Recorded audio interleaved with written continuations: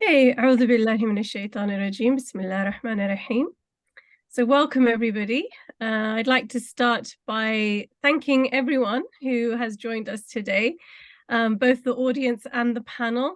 Obviously, in the dark times that we currently have the misfortune of witnessing, where we see such aggression and injustice engulf the world, I appreciate that when we are hearing the cries, particularly of our brothers and sisters, our siblings in Palestine, it can feel futile to take part in anything that doesn't feel overtly connected to their plight. But I hope that today's discussion gives comfort and sustenance through its endeavor to find the cloud of injustice in all forms through which it presents itself and to fight it. So for those friends who are joining us for the first time, I welcome you. Assalamu alaikum and hello to everyone. I begin with A'udhu billahi minash shaitanir rajim, Bismillahir Rahmanir Rahim, seeking refuge in Allah, the most merciful, the most kind, the most compassionate, the most just from the accursed shaitan. And we begin in the name of Allah, most merciful, most kind. I am Dr. Sofia Rehman. I am the founder and convener of the Islam and Gender Read-Alongs, which rather incredibly is now in its third year.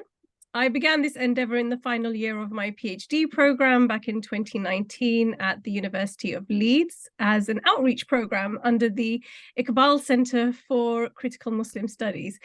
And I'm pleased to say that that program continues to be led by PhD candidates as a meeting place for academics, students, and the wider local community.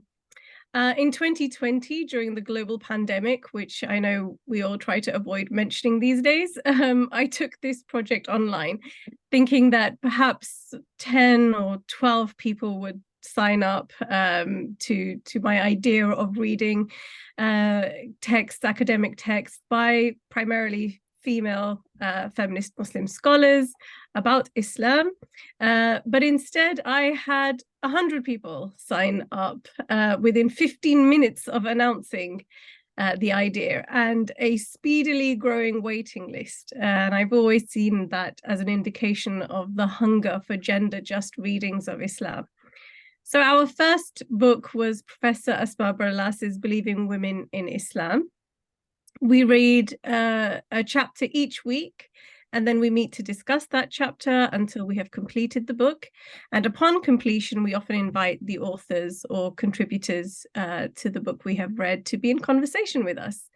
So we have read 8 books together, and the beautiful book that we are discussing today, this wonderful contribution to Islamic knowledge, the Women's Khutbah book, edited by Professors Shaikh and Fatima Seedat, is our 9th book. So we will today have about 45 minutes discussion between myself and our guests, after which I will open up to the audience for your questions. If you have a question, please feel free to either send it to me via a message using the chat function, or when we get to the last 20 minutes or so of the conversation, please feel free to use the raising your hand function through the reaction button at the bottom of the screen, and I will then invite you to unmute yourself. So without further ado, let me introduce our guests. First, it is a pleasure to invite Professor Saadia Shaikh for the 3rd time, in fact, to be in conversation with us, as we have spoken with Professor Saadia as a contributor to Men in Charge, ? And as the author of Sufi Narratives of Intimacy. So Saadia Shaikh is professor in the study of religions at the University of Cape Town. She specializes in the study of Islam, gender ethics, and feminist theory, with a special interest in Sufism. She has published on interpretations of the Quran, Hadith, and Sufi texts. Islamic feminism, gender-based violence, Sufism and Islamic law, contemporary Muslim women's embodied ethics, gender and religious authority, and marriage, sexuality and reproductive choices amongst South African Muslim women. We also have with us Professor Fatima Seedat, who is Associate Professor and Head of Department of African Feminist Studies at the University of Cape Town also. She holds a PhD in Islamic law from McGill University. Fatima studies and teaches at the intersections of sexuality, law and religion, specializing in Muslim feminist readings of gendered legal subjectivity. She also teaches African feminism and feminist decolonial research methodologies and design. She is published in local and international journals on religion, sexuality and gender, specifically feminist approaches to Islam, queering the study of Islam, militant Muslim masculinity, and feminist readings of Islamic law. We also have with us two contributors to the book. First is Seemi Ghazi, who teaches classical Arabic at the University of British Columbia on unceded Musqueam land. I hope I've said that correctly. She was born in UK of North Indian origins and educated in the US, Jeddah and Cairo. Seemi has a special interest in Quran, feminist theology and Sufi literature. She is an essayist, Quran reciter and vocalist who has recently embraced digital storytelling. Seemi is nourished by her Rifa'i and Chishti lineages. She hosts ceremony zikr, milad, nikah, and janaza, holding tradition within the rising moment. And finally, we have Dr. Farah Zeb. She completed her PhD at the Institute of Arab and Islamic Studies at the University of Exeter in 2017. Her research and ongoing interests combine Islamic studies and gender studies with a focus on ethics, vulnerability, and social inclusion. Prior to entering academia, Farah worked in various capacities for both statutory and non-statutory organizations to support vulnerable members of diverse communities, including children, youth, and vulnerable adults. She has worked extensively in the areas of homelessness, mental health, and domestic violence. Currently, Farah is an independent scholar working with interfaith communities. She holds a sessional visiting lectureship at Sincletica Monastic School in Catalonia. So thank you, everybody, for joining us. Thank you to the whole panel for being here. It is such a pleasure. When we read this book as a group, I asked the group, to maybe pull out a few of their favorite contributors to the book. And honestly, it was very difficult. It was such a task. Each contribution is so valuable, so beautiful, so unique. And we are really, the true pleasure would have been to have absolutely everybody joining us today, but that's not possible. But I think we've got with us some of the highlights of the book. So if I may, I'd like to start with Fatima and Sadia, who are the editors of the book. For those who haven't read the Women's Khutbah book, could you please tell us a little bit about what the book is and your journey to compiling it? Assalamu alaikum, and thank you very much, Sofia Jan, for hosting this. It's always such a delight to speak with readers who are so deeply engaged, and your own engagement is always, not just intellectual, but heart intellect. So alhamdulillah, thank you for having that space or creating that space in this forum. So I would like to start by doing a short reading from the book, because I think it responds fundamentally to what the book is. And this is the introductory story. If only Sakina was not such a perfectionist, third daughter of Fuad, connoisseur of Syrian dates, ardent camel rider and markswoman extraordinaire, she had spent hours making arrows for the archery competition to be held that day. And she had to get each one exactly right. The balance, the weight, the sharpness of the point.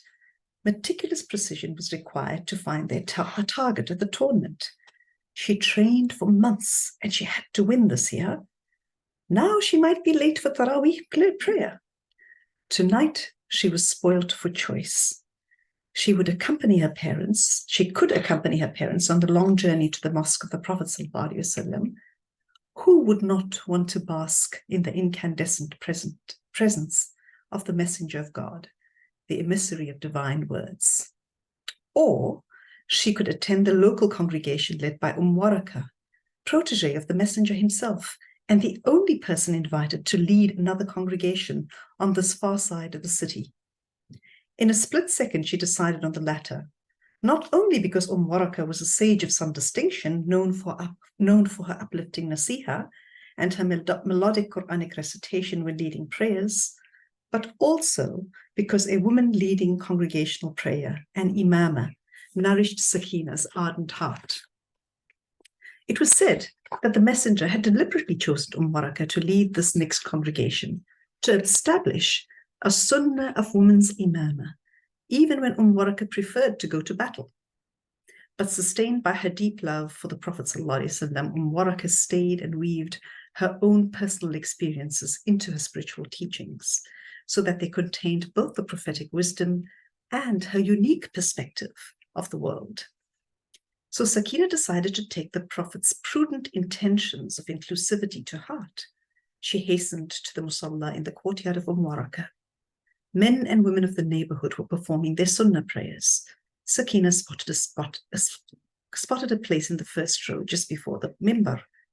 Did the messenger not say that the first row in the masjid, fragrant with angelic presences, was the best of all rows for worshippers? She determinedly made her way to the front and sat down, just as the powerful Waraka began to speak. Sakina was captivated by Waraka's ability to traverse an array of social and spiritual concerns. Her profound existential insights were rivaled only by her sharp analysis of the political challenges within the community. Sakina experienced a shimmer of loving inspiration. Waraka made obvious that she, Sakina, just like every Muslim in that congregation, was directly responsible for their collective well-being.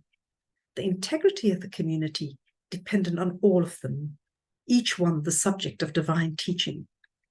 Echoing quietly to herself the poetic insistence of Salama, the wise wife of the Prophet, Sakina thought, indeed, I too am one of the people. So this is the story that I've kind of creatively written, which is based on a hadith that's, in the hadith text on Waraka, and this fictional character Sakina is a kind of fictional reflection on a choice of going to be part of a congregation led by Waraka.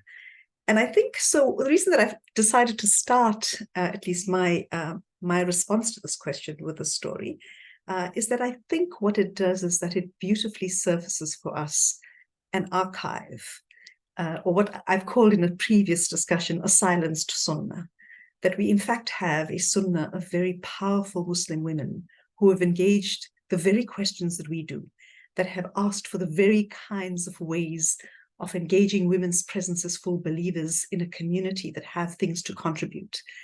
And that we have an entire genealogy of such powerful women in our sunnah. So I see the story and much of the work that we do in this book as, at one level, resurfacing a silenced woman's sunnah, or a sunnah of women, or at least what I would call a silenced sunnah of women's activism, women's power, women's wisdom. And I think of the book in these three kinds of registers. On the one hand, it's about how to retrieve from within the tradition a really strong archive of women's power and women's wisdom and women's teaching. And the second part of the book, in my view, is an archive of the present. So there's women with wisdom all over the world. And this book brings together wisdom, teaching, insights, experiences, offerings that women currently have everywhere. And this book is simply a reflection of what is available in the community of women throughout the world. And thirdly, I think of this, so if we think of those as the past and the present, this Khutbah book is also a way or an offering to think about different types of futures. We call it To Fearless Feminist Futures. I think that's what Fatima and I had dedicated the book towards. But to think about what it means to enable futures where women's voices are as central as anybody else's voices, that they actually constitute a space that women can go to and be inspired to be thinking about a different way of being. And we talk about this in our book as a tafsir of possibility. What possibilities can we imagine for more inclusive, more expansive, more beautiful ways of thinking through community, voice, and wisdom? Oh, that's absolutely beautiful. Thank you, Sadia. I was going to say, I mean, I love how you've couched that in terms of resurfacing a silenced sunnah of women's power and questioning. I think there's such a double violence that takes place quite often in sort of hegemonic discourses, where on the one hand, Muslim women are often silenced by being told that the questions that we have are somehow shameful or satanic or outside of the religion, or, you know, offensive to ask, and violence on the other hand of the silencing of the many women from our history who asked these questions from the time of the Prophet ﷺ. From his very time, women were making these demands. We have, of course, eternalized in the Quran the story of Khawla, who is al-Mujadila. She who disputed. She disputed with the Prophet ﷺ. She questioned his authority on something, or his lack of authority on something, until Allah was able to reveal in response to her questioning. So thank you so much. That's you know, really, both in your answer now and in what the book does in disabusing us of these two accusations, which are so false in every way. Fatima, if I may bring the same question over to yourself as well, then, in terms of what the book is to you and your journey to compiling it. Just to greet everybody, say Assalamu alaikum and hello. Yeah, I think Sada's covered much in terms of the context of what the book is now. We have a few different stories about how we've come to it in terms of journey to the book. And Sadia had this wonderful offer from the editor, first to compile her own khutbahs into a book. And rather than do that, we chatted and she said, why don't we do this together? Okay, it sounds lovely. But we'll have to call it the Women's Khutbah book. And she was, well, why? I was like, because there's a file in my computer that says the Women's Khutbah book. And I made that file in 2004. And that was part of a process where, I mean, we've all experienced it now, part of this sort of movement that's been happening for a while, of women coming to the minbar in different ways. You know, whether it's the women's mosque in the US starting, I don't want to give a definitive start that, you know, associates necessarily that moment at Claremont Main Road Mosque, but there was a movement even before that, with people doing khutbahs, women doing khutbahs in smaller communities. So slowly, this momentum has been building, and we've had this happen in very different ways around the world. And so in that sense, the book is giving form to that. It's a record of that. And it's pulling together that reality, allowing us to record it as well. And so it sits in that trajectory of history, I think, where we've had, and one of the chapters in the book actually goes through what's happened to women in the mosque spaces. We move from inclusion to exclusion, to moving to the sides, moving to the back, and, you know, constantly shifting. And so there've been very different places in which this has been happening. So the book is part of that. And that file originally was about a group that in South Africa had been working for about 20 years now, creating an Eid Salah space for women, because part of our reality in South Africa, both Sadia and I grew up in Durban, and the reality in Durban was that women never went for Eid Salah. You never went to Eid Salah, you stayed home until you created these spaces yourselves. And so we created a space, and in that space, part of our insistence was that men and women would occupy the minbar. And that's why I have the file from 2004, very old file. And so for me, part of the journey was certainly about bringing those voices that we've been hearing for a few years, some of them into to be shared with everybody, and then the voices we've been hearing all around the world. So that too is part of the journey. And so I think it's important to capture the idea of an archive, that we're creating an archive, that we're establishing an archive. There's a genre, there is a genre of khutbah books that, you know, young people, young men in the seminaries, when they're taught how to do imamate, there are books of khutbahs that they are taught and that they learn and they recite. And so in some sense, we're intervening in that genre as well. You know, and that's why it is the woman's khutbah book, as in not necessarily for women, but by, you know, women, because we haven't had the books that were written by us. We haven't had a record of those of us who look like us and feel like us, having recorded our khutbahs. So it's an intervention in the genre as well. And I think I'll stop there. Thank you for that, Fatima. It's such an important intervention as well, because I remember when we were reading this, one of the brilliant contributors spoke about being able to teach imams who were going to go and then give khutbahs, but not actually be able to give a khutbah herself, which was, you know, when it's laid out so starkly in front of you, you do kind of take a moment and say, oh yeah, that is strange. And I remember from my own studies as well, I had the opportunity, I studied in traditional settings, but I studied amongst side by side with men. So I was also taught how to give khutbahs and the construct of a khutbah, knowing full well that I would never be permitted to do so, or at least that was what we were told. So it's strange for me that we can learn how to give khutbahs and we can teach how to give khutbahs, but the space to actually deliver a khutbah remains cordoned off for the most part. So yeah, an important intervention in so many ways, sort of breaking that middle space. So the book is split into variously themed khutbahs, and each khutbah is followed up quite powerfully by a personal journey to the mimbar. So, I mean, you could have just collected, you know, a series of khutbahs written by Muslim women, and that in itself would have been very powerful. But you make this decision to follow each khutbah up by an account by each of the khatibas on how she came to write her khutbah. And in your introductory chapter, you write, each khutbah appears alongside a biographical essay by its author that conveys insights into her life experience and the socio-historical context for her khutbah.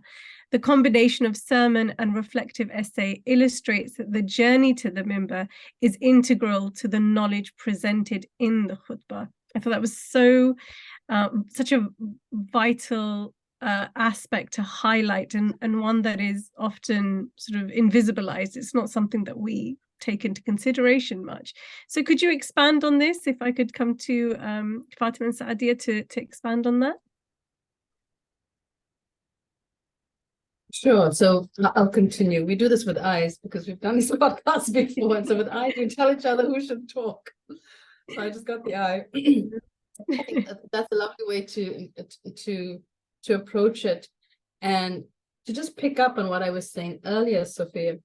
In recording the khutbahs, we're also suggesting, in creating the archive, we offer the khutbahs, or the khatibas offer the khutbahs as a location of theologizing, of speaking to what and how we understand the divine, our place in the world, and our relationships with each other. So the location of the individual in the knowledge that they share, we found crucial.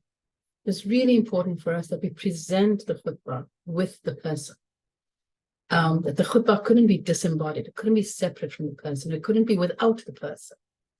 And I'm sure, I wonder, and I'm hoping that your group, when you read it, as you read the khutbah, it became so much more significant, and ideas became so much clearer once you read the biography next to it, and the ways in which they enhance the ideas. We found profound. We found it really, really important. And, to reflect some of that, not everybody that we asked to do a khutbah was prepared to do a khutbah. Not everybody we invited accepted the invitation. And for many who did not accept the invitation, there were some who it was just too difficult, it's too busy, time is too short, and all of that. But for some people, it was that they were not ready to do this. They were not ready to occupy the space that a minbar entails, and they did not see themselves as people who could, should, ought to be writing khutbahs. And for those who wrote the khutbah, they themselves, many have reflected on how significant it was to put together the two, how the one helped with the other, and how important in that process of reflecting on who they are, in the process of writing what they wanted to write, was also important for them. And if we take it just back theoretically, and I'll pass it on to Sadia in a moment, around the issues of, around the ways in which Sadia herself has theorized experience as the location and the source of making meaning, right? Of tafsir. So in that way, the book demonstrates also what Sadia has been theorizing. I'll pass over to you, sir. Thank you, Fatima Jan. So I think, that this idea is not just an idea that I've been theorizing, but feminist theorists have brought to the table just how fundamentally knowledge is informed by experience, and that all knowledge is in fact experiential. And so if we look at the tafasir of, 11th century, 12th century scholars, we see their experience permeating what it is that they have to say. And so in this work, we wanted to render visible that experience informs knowledge. And we wanted that to be transparent, because in that movement of transparency, we also hope to showcase for people who would like to have more expansive ways of engaging knowledge, contributing to knowledge, that all of this is experiential, and so that the experience is of value, and that it informs what it is that they can construct, create, offer.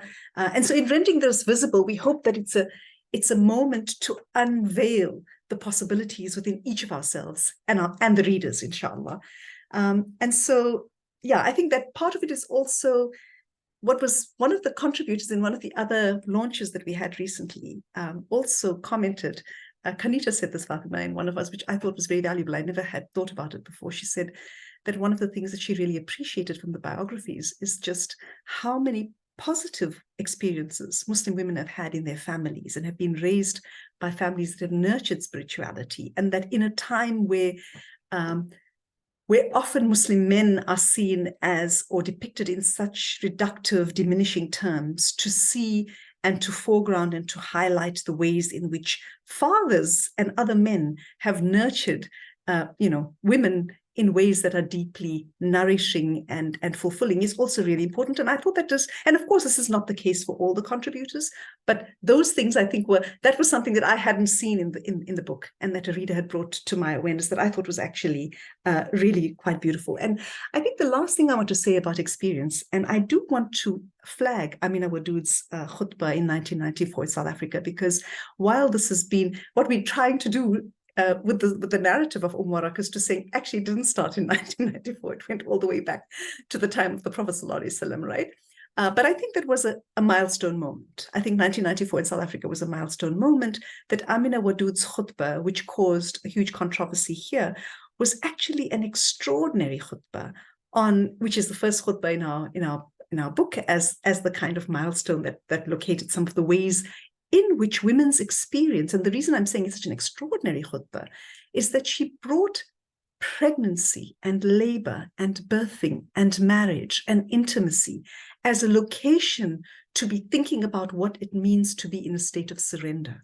So these very peculiarly female experiences of labor and pregnancy, and not for all women, but for a large number of women, to bring that as an offering, not just to women who bear children, but to all believers, as a space to be reflecting on this experience, as a way to be thinking about surrender, about being Muslim, about what Islam actually means, I think did something fairly drastic in terms of my own personal imagination, and kind of, for me, kind of started a way of thinking of how we bring experience and offer that experience in ways that we theorize, that we theologize, that we think about the nature of the God-human relationship.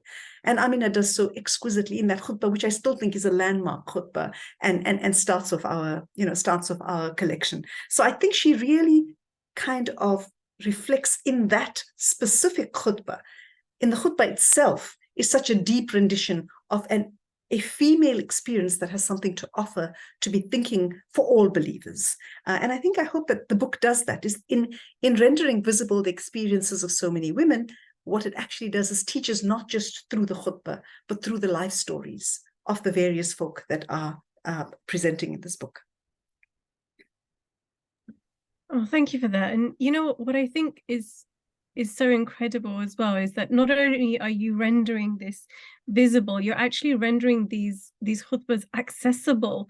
I mean, for many years, whenever the issue of Amina Wadood's, khutbah back in '94 or whenever comes up, I've often asked the question of the individual who may be seething over this ever having happened is, have you actually heard the khutbah? Have you actually read the khutbah? Have you considered the content of what she said rather than the act of her saying something? And often the answer is no, because so much controversy is whipped up around the action that the content then ends up being lost along the way. It's never accessed. Nobody, or rather, it's seldom accessed. Seldom is the content of what has been said given time or consideration. So what I think is so powerful about sort of distilling all of this into a book is that books and reading is such an intimate affair, and people can do it quietly and unwitnessed. They can allow their curiosity to unfurl in the privacy of their own homes and read these books and allow themselves to get beyond the controversy of a woman speaking at a minbar, to actually sit with what it is that women have to say. And I think, you talked, Fatima mentioned, disembodied khutbahs, and I think it was so important to have the backgrounds there. But also, just as a personal experience, I remember talking about this with the group, after October 7th, and the subsequent violence that we saw being meted out in Gaza. My natural inclination as a Muslim woman was to seek out community and healing in community. So I attended my local Jummah, which I do on and off anyway. And I was so shocked that as I entered the threshold, the women were right up by the door of the entrance. And I thought, oh, are we so full in the women's space that we're up to here? And I realized that there was only a handful of women in the women's space, but what they had done, what the committee had done, or whoever was in charge that day, is they had anticipated the sadness, the grief, and the need for community of the brothers. And so they had extended into the space of the sisters, but they hadn't anticipated the grief and that need for community amongst the sisters. And so when I poked my head around this partition and saw that actually that space of ours that had been invaded didn't have any men in there, I grabbed the sister next to me and said, we're taking this wall down. And we did. And we shut the door and we opened up the space for the sisters. But it was the fact that nobody thought that we might want to be in the masjid that day too, let alone have how we are sort of metabolizing everything emotionally ourselves be represented in the minbar. I mean, the group knows that the experience only went downwards from there in terms of when the khatib stood on the minbar and delivered his khutbah for the day. Thankfully, the following week, some amends were made by the other khatib that delivered his khutbah the following Friday. But the damage was done in the moment. And I think that that's just one in a number of experiences that many people will have.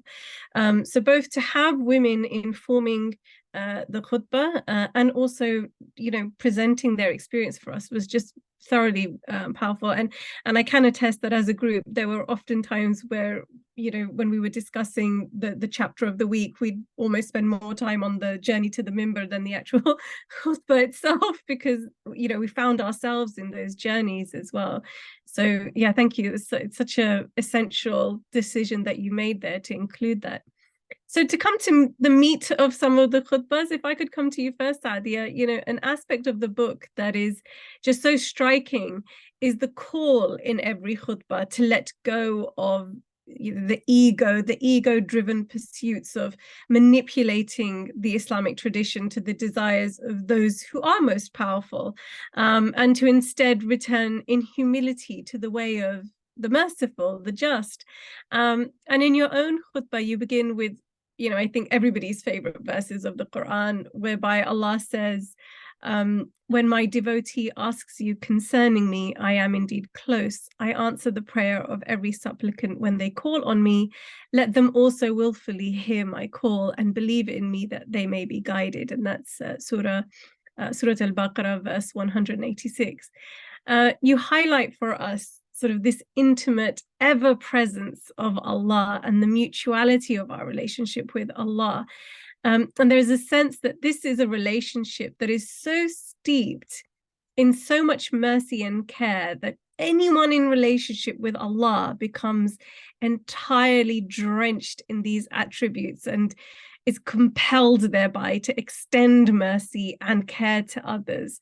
Can you talk to us about this Allah to believer paradigm and the impact it has on the believer to believer relationship too, and yeah, how this book nurtures that? Thank you, Sofia Jan. And actually what I would like to do to this, in response to this very beautiful question, is refer to the, just because it's a khutbah that has resonated so deeply with my own heart. Especially when you asked and you sent me the question about being drenched in mercy, really Ghazala's khutbah kind of, you know, called me very strongly. So I'm going to reflect both on her khutbah and mine. And I think that this idea of relating, you know, our images of Allah subhanahu wa ta'ala also are our images of ourselves.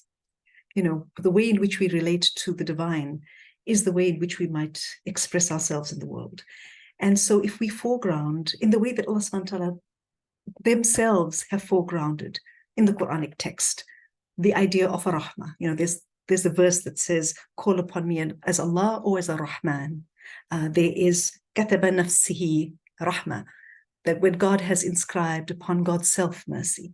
So this kind of pervading mercy of the divine is the way in which Allah subhanahu wa ta'ala themselves have foregrounded their own nature.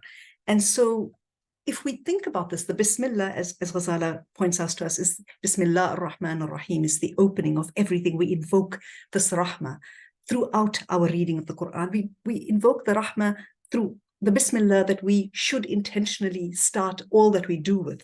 And so in invoking Rahmah, together with the quality of the essence, Allah, is about saying what is foregrounded in the divine, what the divine asks to be foregrounded, what the divine itself has said, it's inscribed upon himself.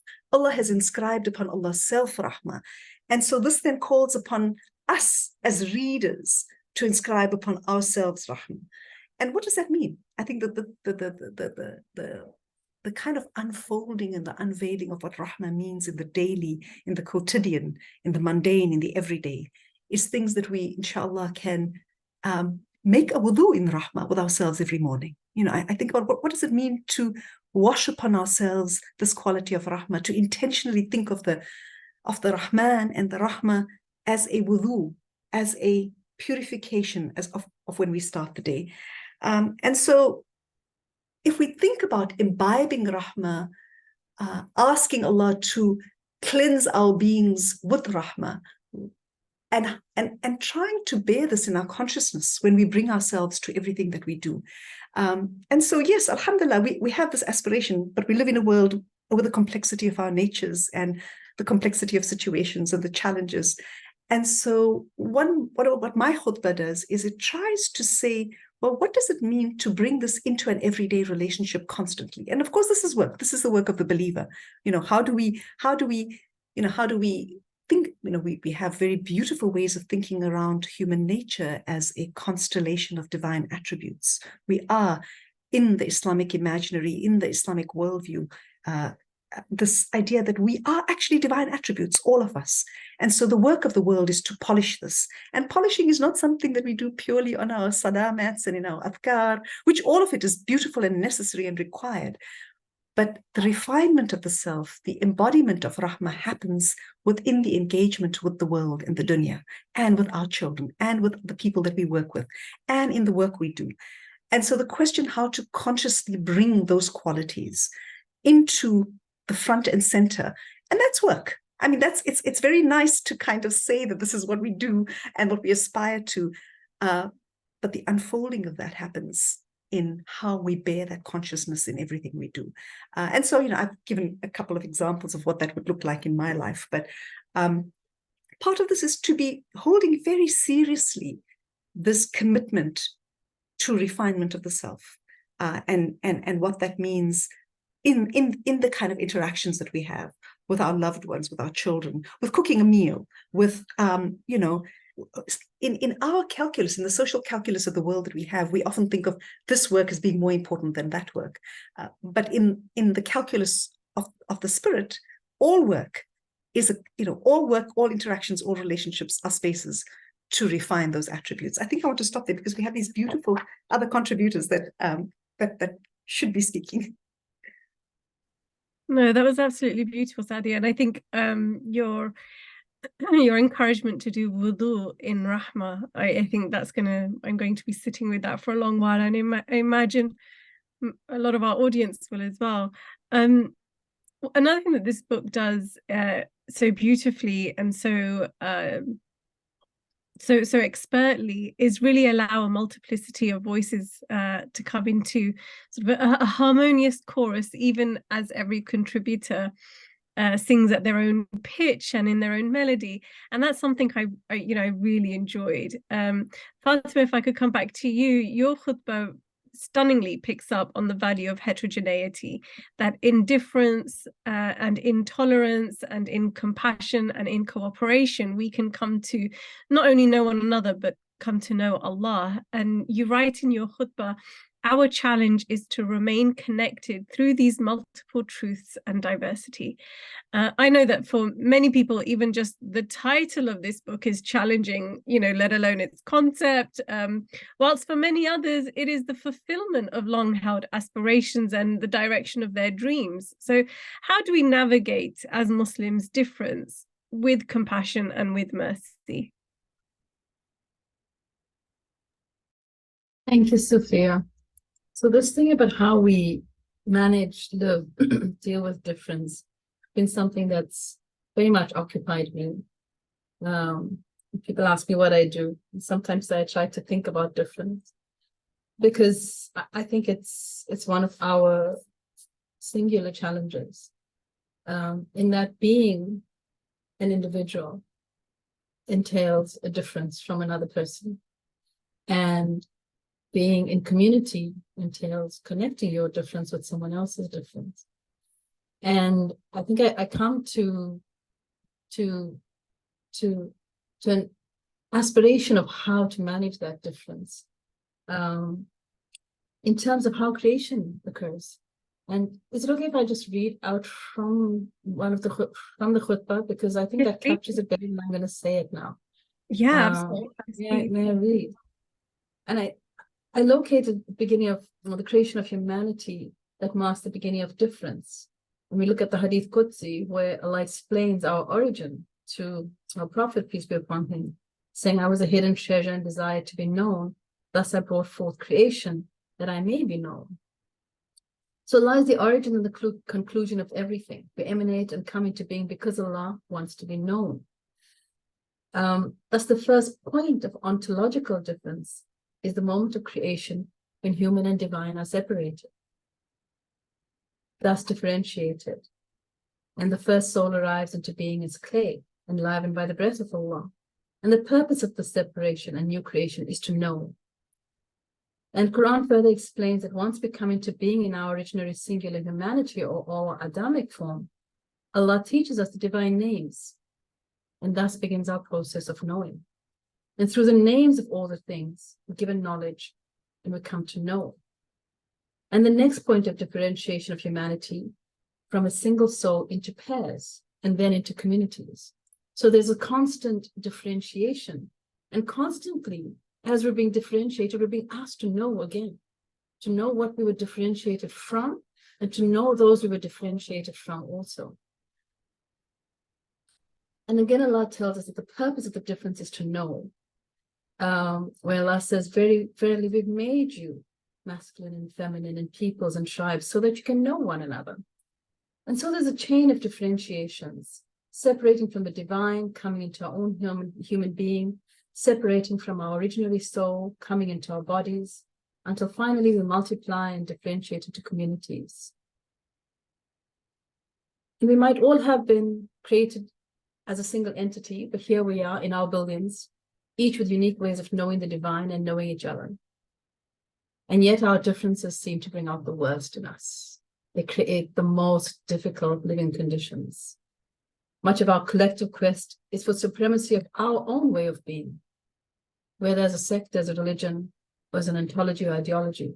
We've lost sight of the connection between knowledge and our ontological separation, through which we ought instead to have forged a robust ethics of living with indifference. And some of the ways in which I've been thinking about living with difference is, I speak about it as sitting in difference. And the question is, how do we sit in this difference? Because to sit is a position of vulnerability. It is a situation of both receptivity and potential activity, but it's not yet activity. And it is potentially receptive if we continue to keep sitting. So in that dynamic of sitting is the possibility of, well, it's just about being there. And the thing we have to challenge, I think, what we have to challenge ourselves to is how not to conflate the differences into nothingness. You know, we're all the same. You are like me, I'm like you. Everything's fine, which I think is a facade. I think it's not true. It's not the reality. We are not all the same. We're incredibly different. And the difference is what we want. And the other instinctive reaction is to blow it so far apart that we can never meet. We can never see each other. We can never talk to each other. We can never engage at all. That's the other instinctive reaction to difference, that we can never, ever come together. And so both of those instinctive reactions are what we need to resist. And that's why I think a sitting is valuable, a being in that place of difference, and to see what comes within that space. And it's not necessarily a passive space. It's a very engaged sitting. It's an engaged connection.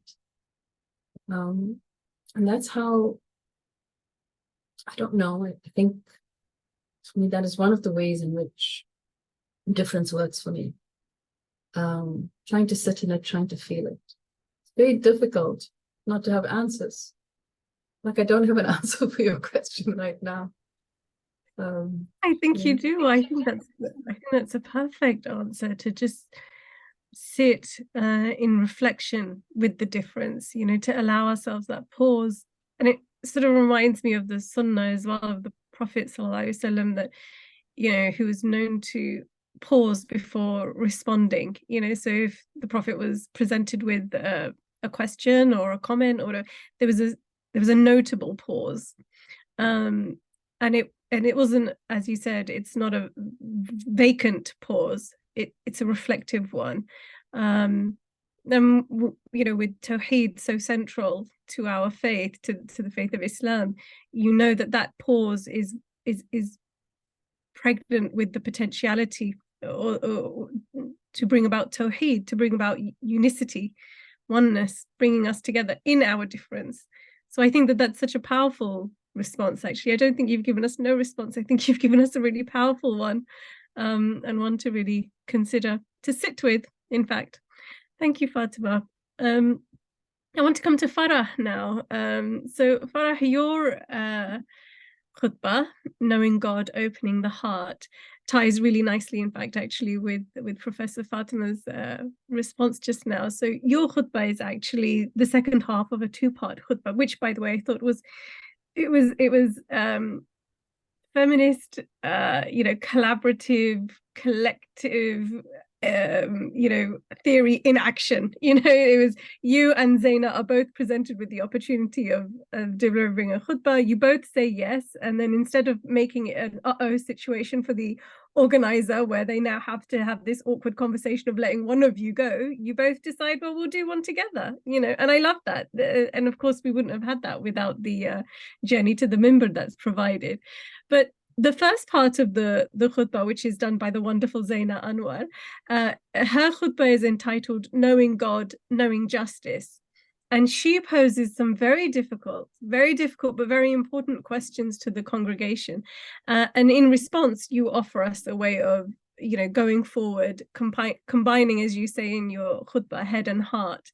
And to do so, you center the dua of Musa alayhi salam, which I am sure the audience is very familiar with, when Musa is asked by Allah to go and speak to Bani Israel, and Musa is worried, he's nervous, he's anxious, and he asks Allah for aid when with this task. And your heartfelt journey to the minbar also elucidates the connection between community and communication.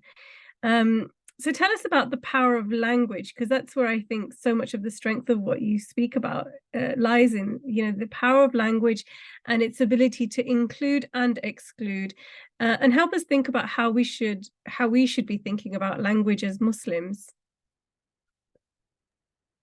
Bismillahirrahmanirrahim. Salam and greetings, friends. Firstly, Sofia, just a second to just offer you heartfelt gratitude for the invitation, and to the beautiful reading group here. It was an absolute honor to receive an invitation from Sadia Jan and Fatima Jan to contribute to this beautiful book. So I'm doubly delighted to be here.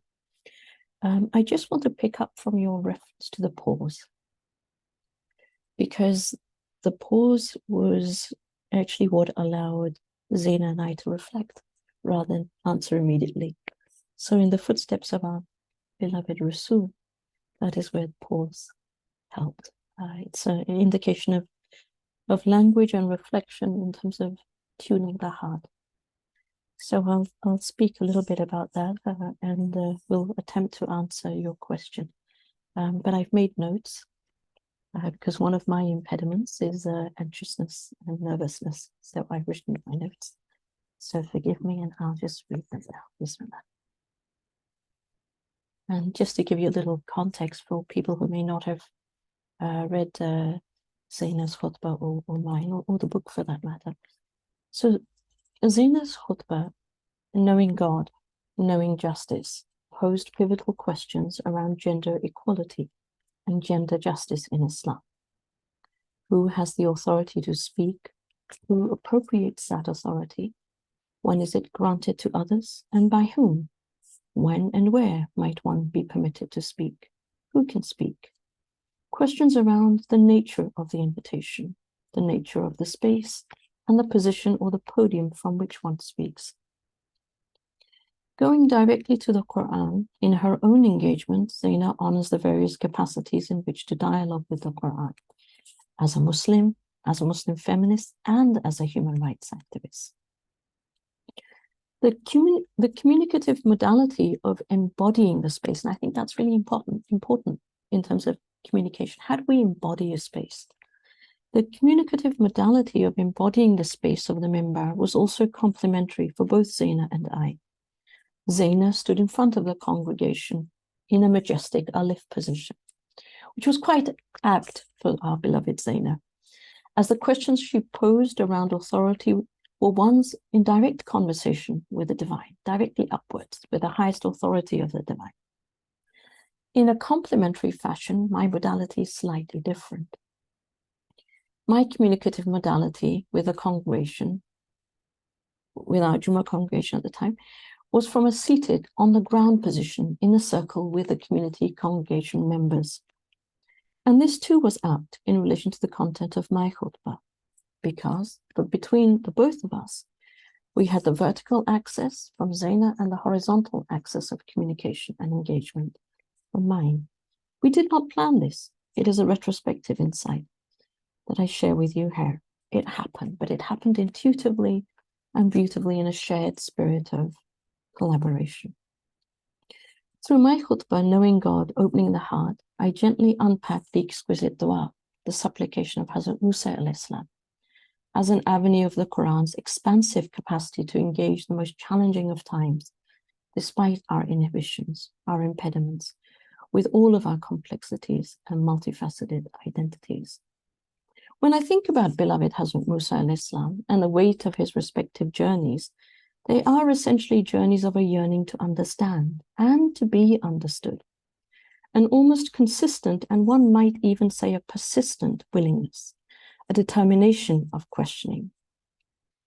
On one occasion, Hazrat Musa al-Islam persistently asked to see God. On another occasion, on his own way, due to Hazrat Musa's insistence in wanting to immediately know the answers to questions that he posed to Hazrat Khidr, it is in honoring these questioning, but Hazrat Khidr ultimately said, "You go your way."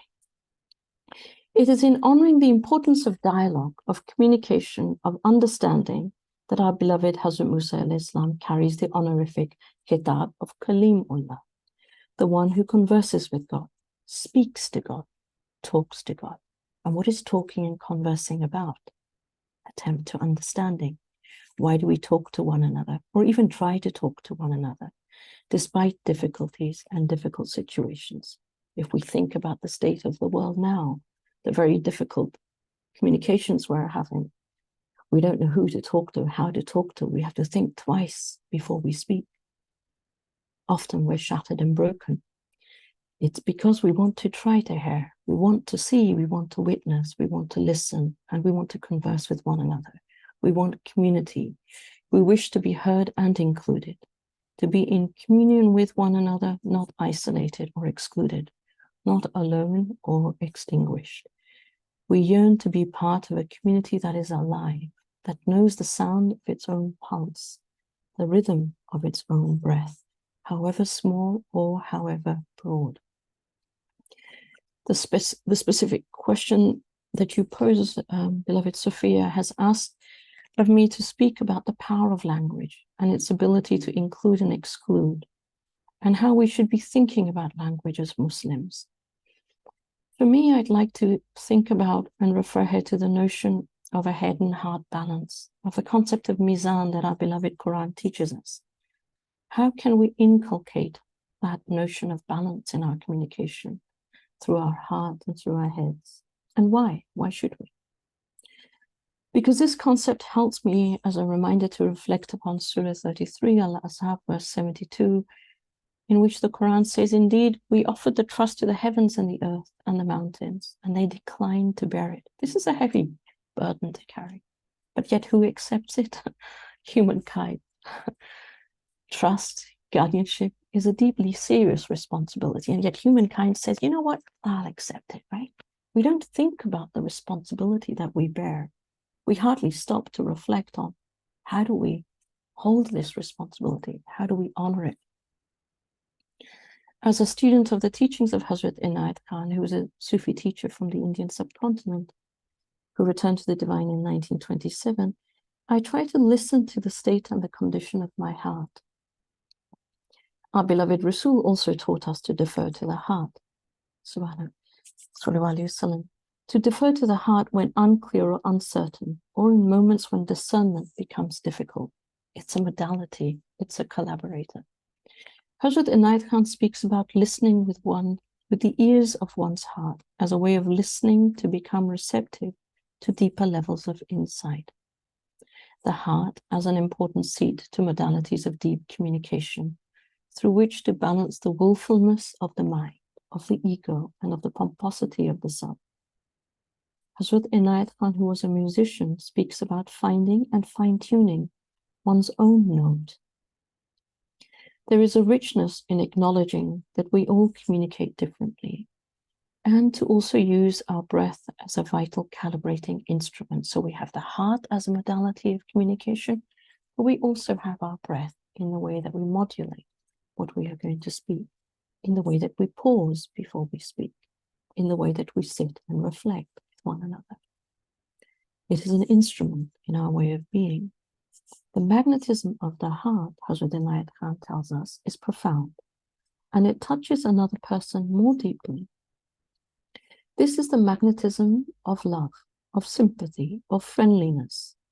A person who by nature is sympathetic, a person who tolerates, who forgets, who forgives, a person who does not keep bitterness in their mind, nor malice in their mind against anyone, a person who admires beauty, who appreciates beauty, who loves it in all its form, and who reaches out to their friend and foe, to the acquaintance and to the stranger, to all.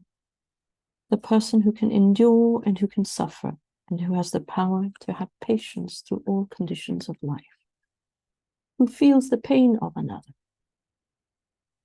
in their own heart, and who is always willing to become a friend. It is that person whose magnetism of the heart is greater than all different magnetisms that we know of.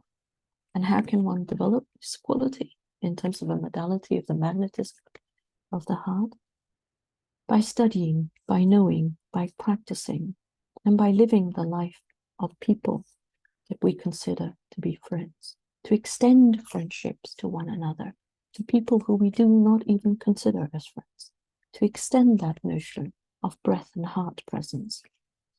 Our heart attunes us to the way we journey on this sacred earth, the way we listen, communicate, and advocate. The exemplary personality of our beloved Rasul, peace and blessings be upon him, also taught us that whilst listening to someone, to attentively turn and tilt our whole personhood towards them, to attentively connect through peaceful gaze, through considered gaze, through present gaze, to conclude to be mindful that our breath comes from the divine, and to hold in the core of our hearts that every human breath is sacred breath. If we seek ease, we must also place our hearts and our breath in places of creating ease for others. In the difficult times that we are experiencing, when we think of Hazrat Musa alayhi salam and all the challenges, it rings loud alarm bells of what is happening now, loud alarm bells. And yet, if we think about the way Hazrat Musa alayhi salam called and beckoned support, what are we doing now? We're calling and beckoning support. We're witnessing and asking one another to witness. What do the people of Palestine and Gaza and the occupied West Banks, what are they asking us to say? Make dua, speak, witness what is happening. This is exactly what Hazrat Musa alayhi salam did. Asked Allah to send an advocate. So in moments when we feel so weak or powerless, despite our inner resilience and strength, and huge exemplary, beautiful presence of the Palestinian people, despite that, we have a responsibility to witness, and we witness through our tongues, our gaze, our hearts, our spirit, our ways of being, and we communicate when a community is struggling to, when all modes of communication is being removed, we become that language in our own ways, no judgment, however little, however broad. So this beautiful dua of Hazrat Musa alayhi salam gave us immense tools. It's a simple dua, it's one that we say regularly, but to really say it with deep presence, Rabbi Shrah li sadri wa yassir li amri, to really say it with deep presence gives us the tools, the various tools in how we can reach out to one another and how we can communicate with one another despite our many differences. I think I'll stop there, my friend. Thank you so much for that, Farah. I think that is going to have given all of us so much to think over. And again, I'm so glad that this conversation is being recorded. It's going to be something I'm sure most of us are going to want to go back and listen to again. because I think you've hit the nail on the head, and I hate to use that phrase, which sounds so violent and crude, when you've spoken so beautifully and softly, with actually where our pain and anguish lies. It's actually in the complete breakdown of communication and the complete loss of connection, even as you are in conversation with people, and there's this committedness to not being understood, and the continued gaslighting of having truths and facts and realities twisted into ugly lies. So thank you so much for that, Farah. Thank you. I'd like to come to Seemi as well now, actually, if I may. So, Seemi, your stunning khutbah, your beautiful khutbah, is actually 2 khutbahs in one. It's composed of two wedding khutbahs which you delivered. And in fact, I have to pause to say to Fatima and Sadia that the choice again to have wedding khutbahs in there, I really truly appreciated that, because I think that's a type of khutbah that often gets overlooked.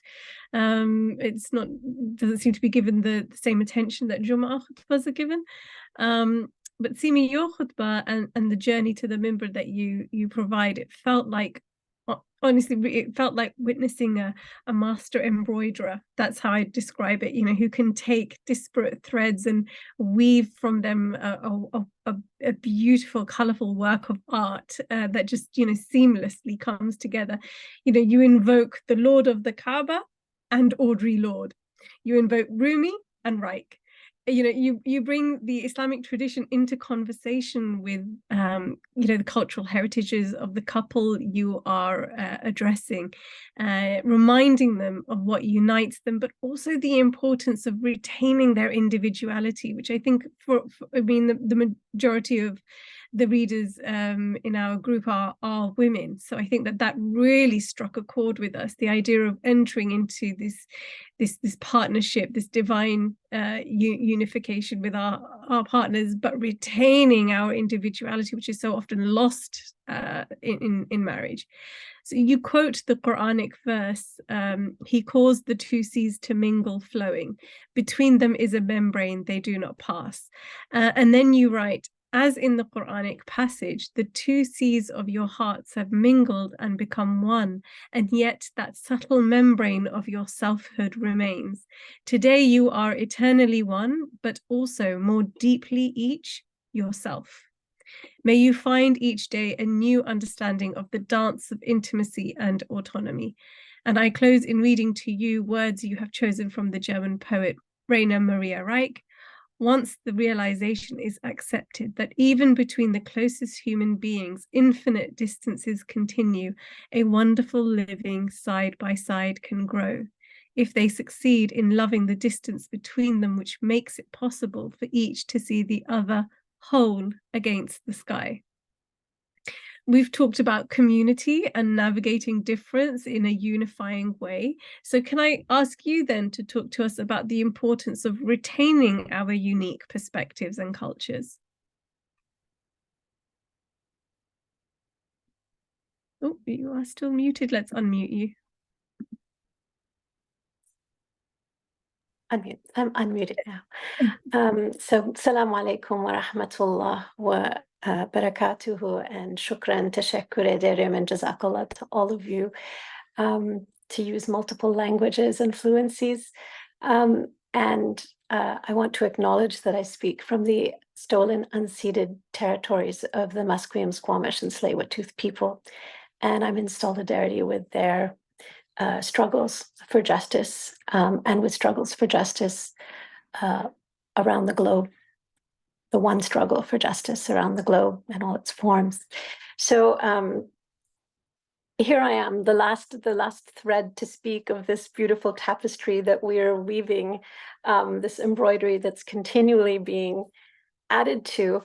And so, of course, everyone has picked up threads and resonances that are in what I had prepared, and I particularly prepared because I have a concussion, so I need some support in order to be able to think and speak clearly now.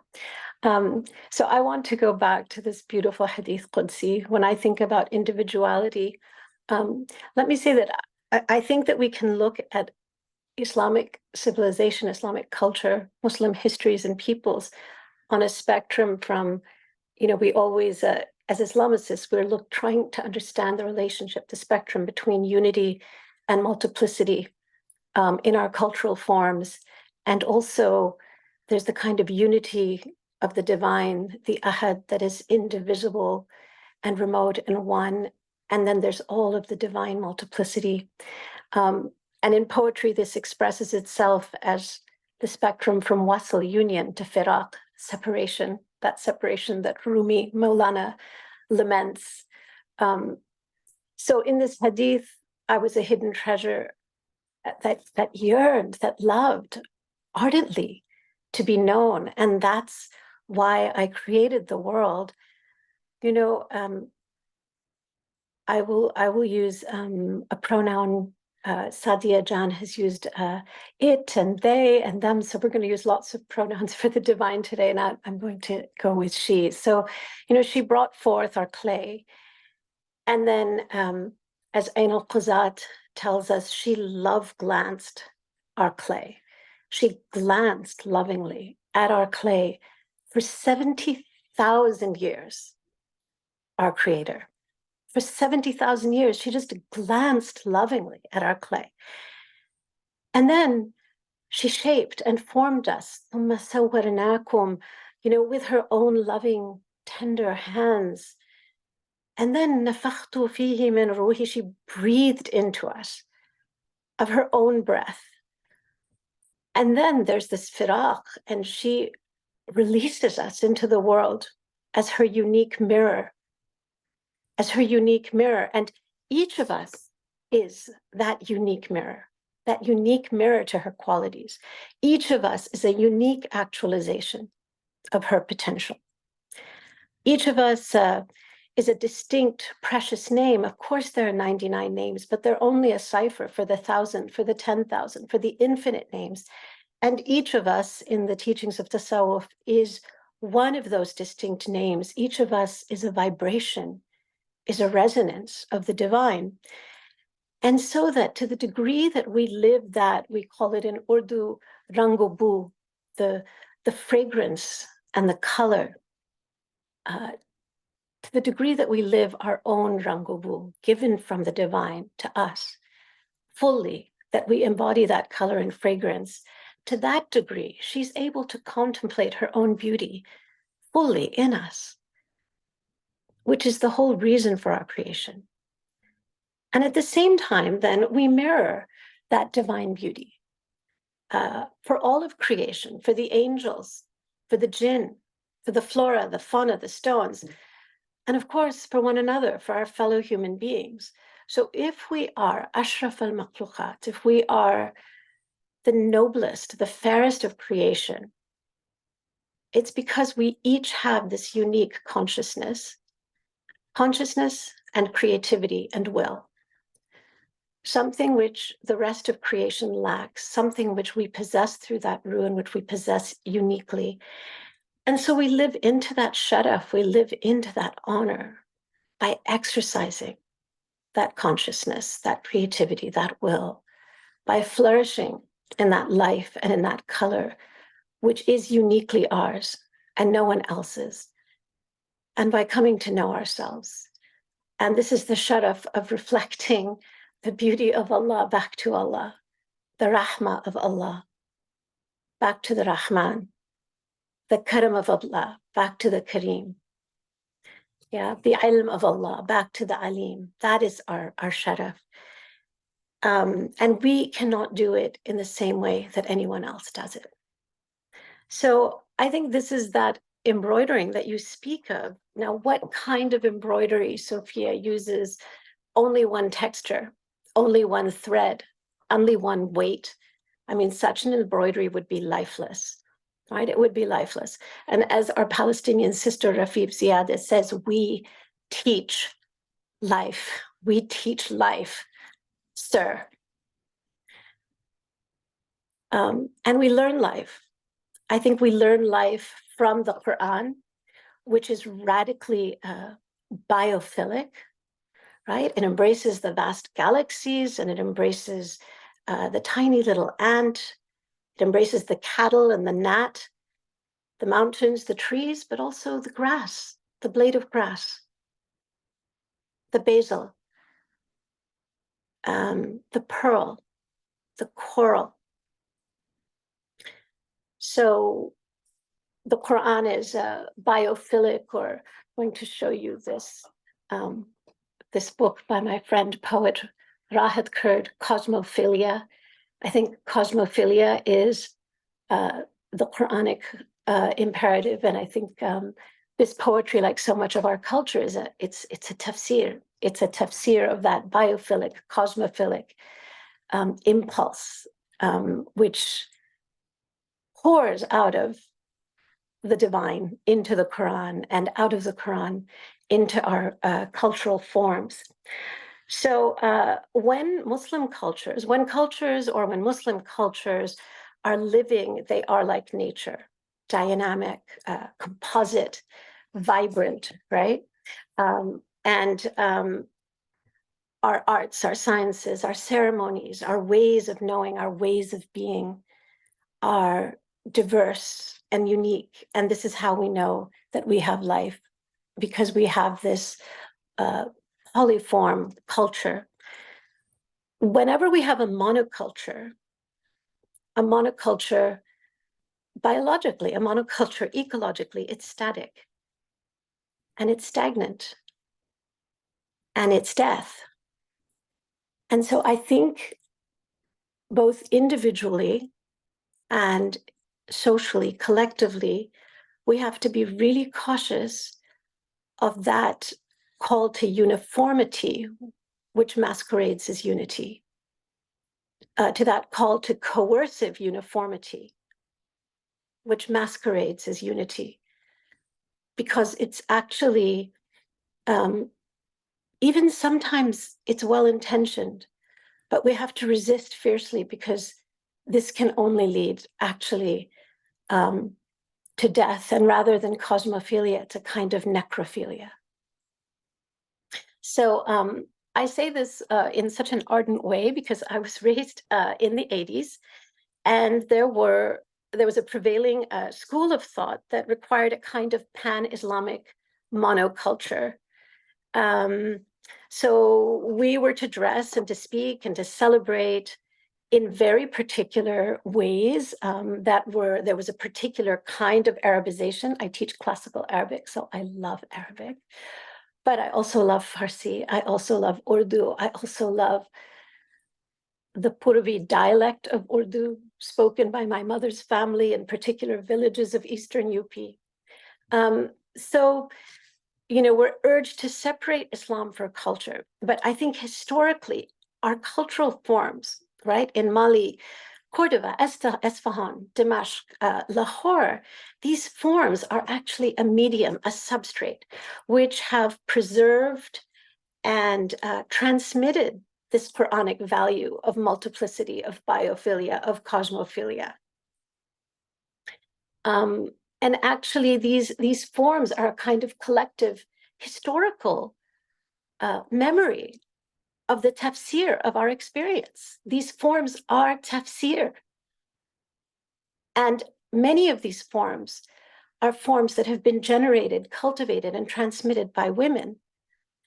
And this is not surprising then that they end up being condemned in these very patriarchal formations of religion that I'm critiquing. So I liken them to these 1,000-year-old cedar trees that we have here on this unceded land. These trees are our elders, like those Palestinian 2,000-year-old olives are elders. And these elders, in their canopy, they host multitudes of animals and plants.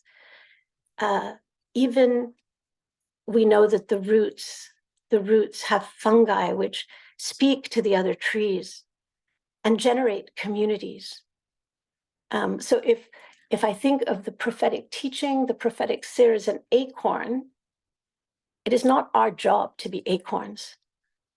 The destiny of the acorn is not to produce a basket of exactly similar acorns who wear the same style beard and use the same style miswak. Not that we can't do those things out of devotion. The destiny of the acorn is to have an inshirah and to break open its chest and to emerge in these green tendrils and break up out of that dark earth of the Jahiliyyah and to rise up and to become a tree. And then for that tree to spring forth new acorns and to become a forest. So our individuality is that within this forest, this incredible forest that we're so privileged to be a part of, which is human culture and civilization, and particularly Muslim culture and civilization, what form of life are we? And whether we're true to that original teaching, we can't, it's very simple to say, do I look like that acorn? Do I resemble that acorn? It's harder to say, is the inner life energy, the life force, the vitality, the intent of the acorn being lived in its fullest form in me, in relationship, in this forest, in this ecology that has emerged over time.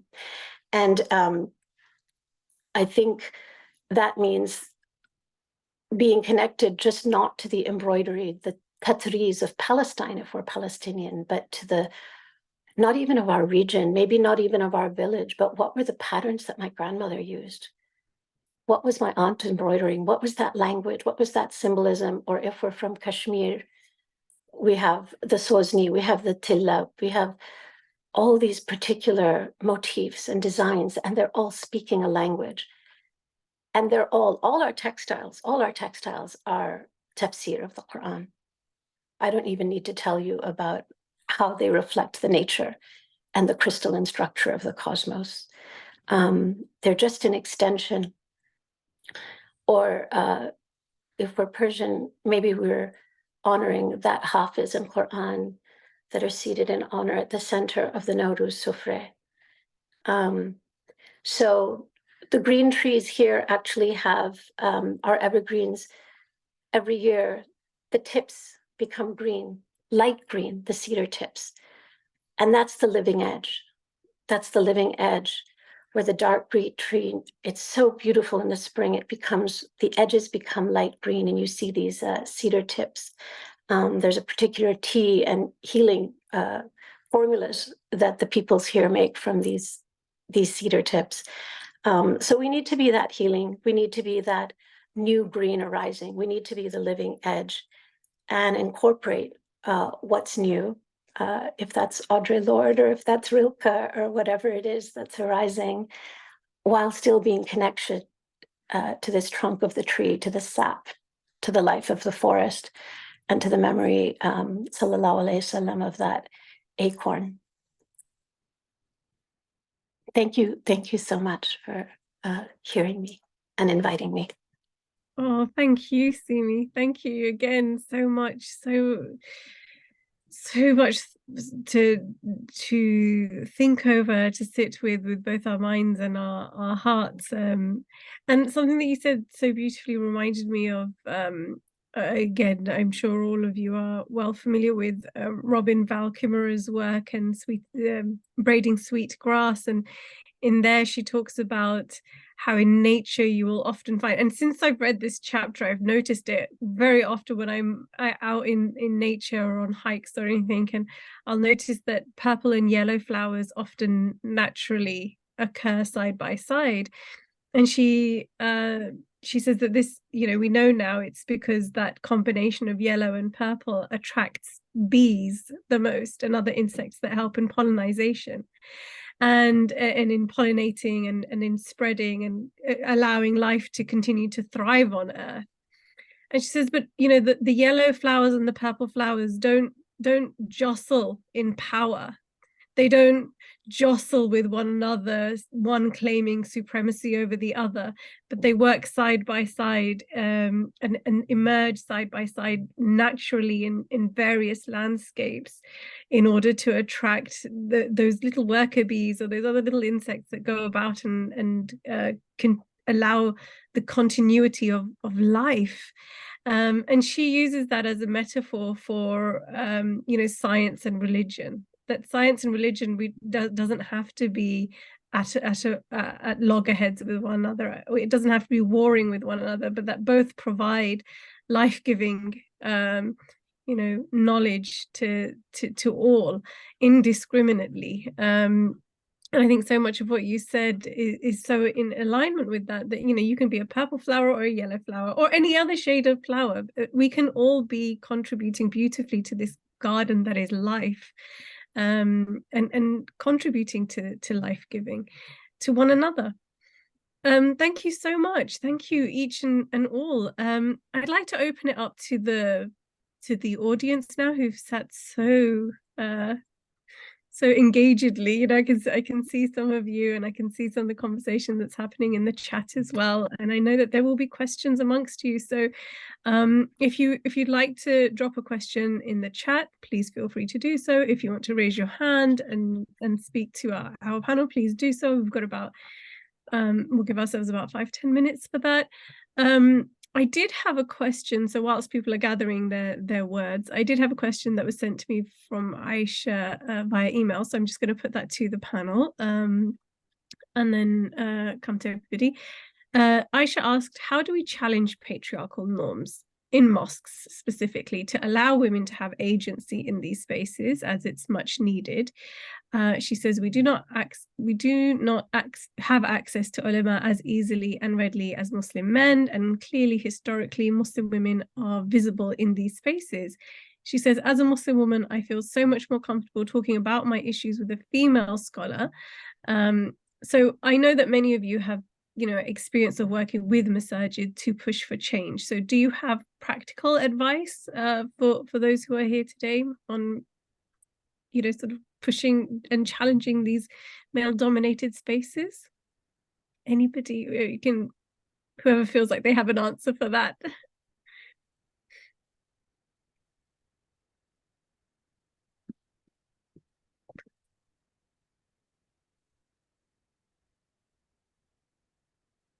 Seemi Jan, Farah Jan, please go ahead. Seemi, Bismillah. Okay, I'm unmuted. Okay. I think I'll be very honest. I think that what's happened for me, Aisha, is that I've moved into the third spaces that I've been called into. As I begin by saying, I never sought this. I never sought to be a khatiba. I mean, I'm a woman. This is a place reserved for men.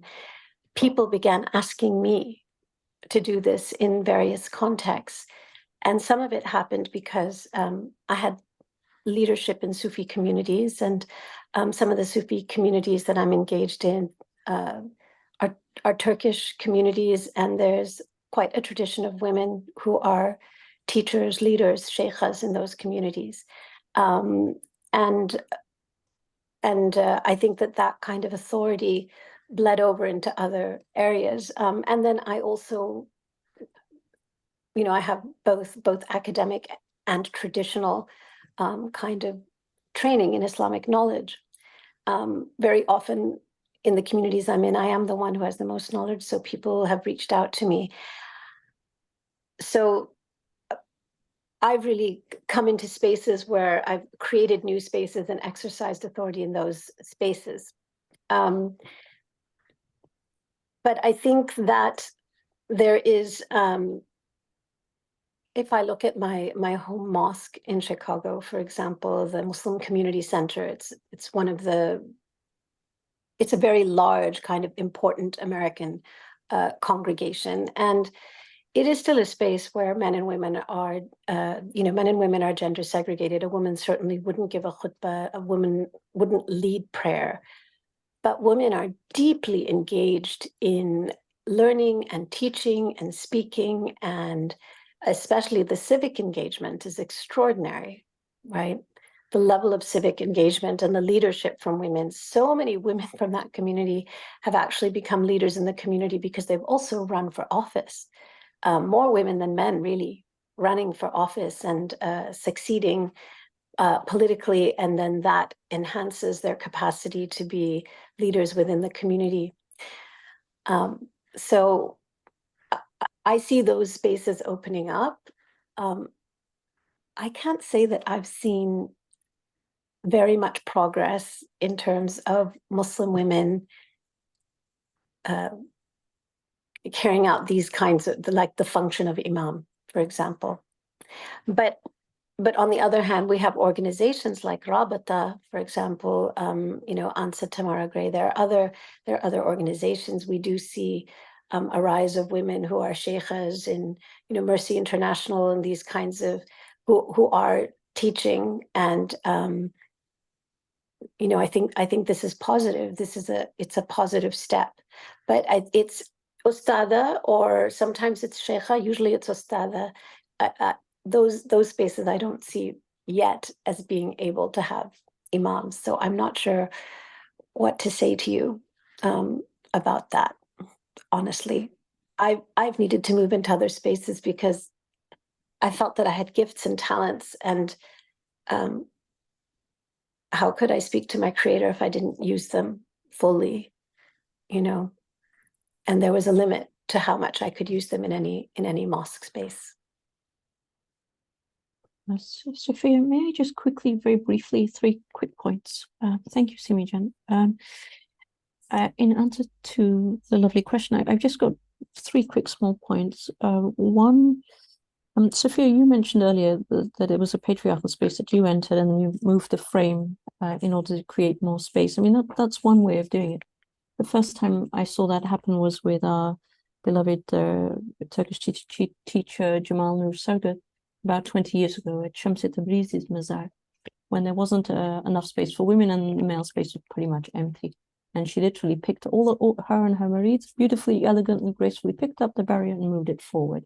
So there are ways to circumnavigate spaces that are classified as patriarchal spaces if you wish to do that. My energies are usually elsewhere. I tend to go into alternative spaces or be involved with creating alternative spaces, because I think there's something to be said in terms of creating safety in the spaces where we offer spiritual worship. And the last thing is about knowledge and sort of, I think all of us have our own knowledge. I think our experience speaks so loudly in terms of our basket of knowledge. And I think we build on that. Being a khatiba or being an imama is not about how much Arabic you know or how much knowledge you possess. It's about what is relevant to the community and what do you have to communicate to the community that is really pivotal for the moment. And all of us have something to contribute. All of us have something to learn in that. So that's what I would say. Let's not look to external knowledge bases and actually honor what we already have. Yeah. Thank you for that, Farah and Seemi. I mean, somebody, so Aiza has mentioned in the chat as well, about creating one's own spaces, which I think you've both spoken to so eloquently there. Sadia, did you want to come in on the question as well? Very quickly, just to add, I think that, creating alternative spaces is really imperative. I think that's been happening. And I think just constantly I think part of being in a community is to be able to constantly keep the communication in the masjid that you're in and to keep pushing, to keep those conversations. And that's hard work. That's perseverance. Some of us just get exhausted in that work. But I think it's important. I think that's what it means to be part of a community. So I've been having the same argument with my imam about the fact that, we do the pre-khutbah talk, but nobody still does the Arabic khutbah, and we're still not in the first row. And I'll constantly be that person that's going to constantly harass, that conversation. So I think that's really important. I think the other thing that I think this khutbah book is doing is that we have all of these female capacities and knowledges, and all of us know of the wisdom of sheikhas and smaller communities. But I think it's really important to create this kind of instantiation of knowledge in the way that I think this khutbah book is one offering. So for young people that are coming in, want to see other ways of being, how do we embody in different modes? The book is one mode, but what are the ways in which we leave a legacy? How do we create a legacy of opening? And I'm thinking, inshallah, that this khutbah book is a legacy of opening. It's an archive that invites people into a different possibility for what could be created. And I think in our different spaces, we need to be thinking about how do we embody, instantiate, create ways to bring together the very different stuff and beauty and contributions that are in any case happening in different spaces.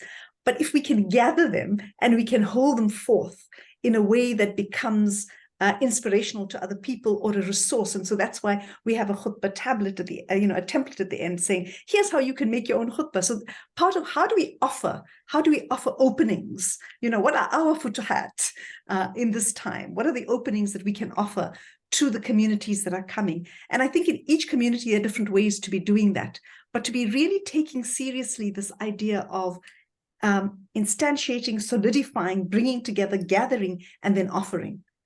Inshallah, maybe that can be something that we can, Salama said, I too am one of the people. How do we say, I too am one of the people?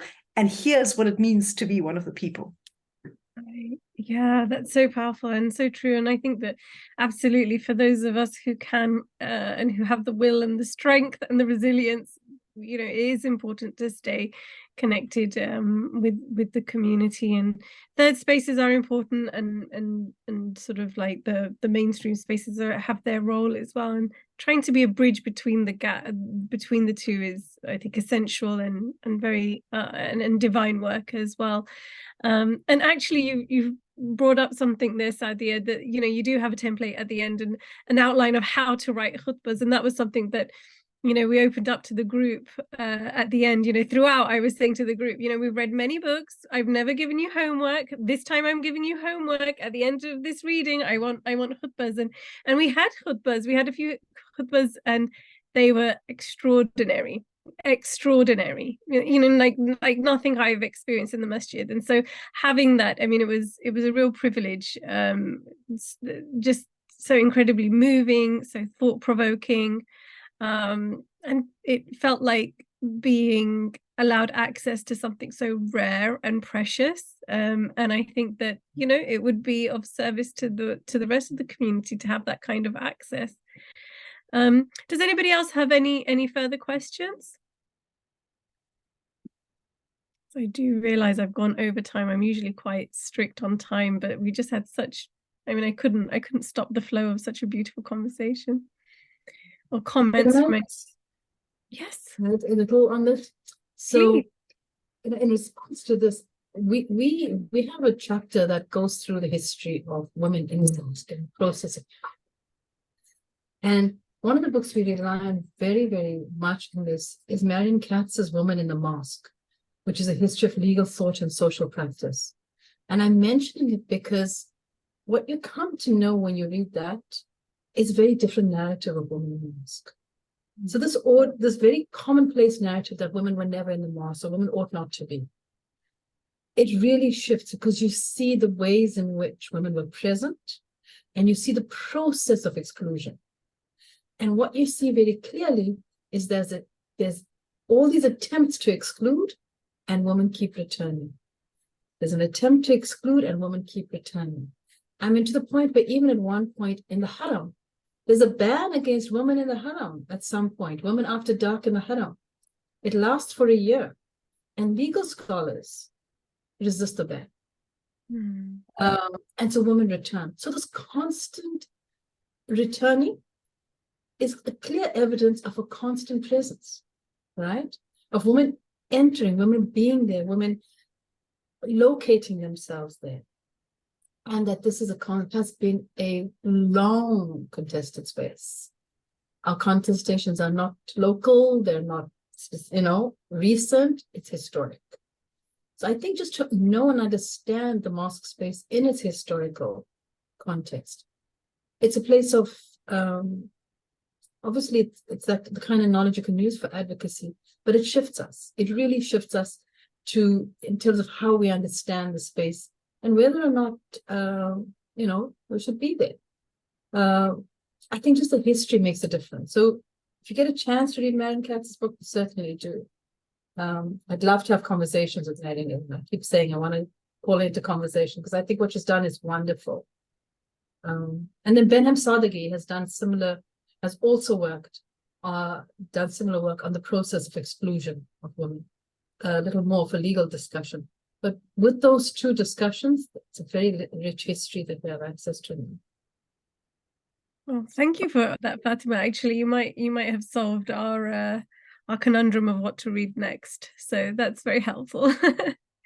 Thank you so much. I don't think there are any questions because there's no hand up nor anything in the chat. So I will draw us to a close there because nobody's giving me a panicked reaction either. So thank you so much. I want to thank all of our panel for your insightful, thoughtful discussion as always, and to all of the readers that have joined us, the audience from around the world.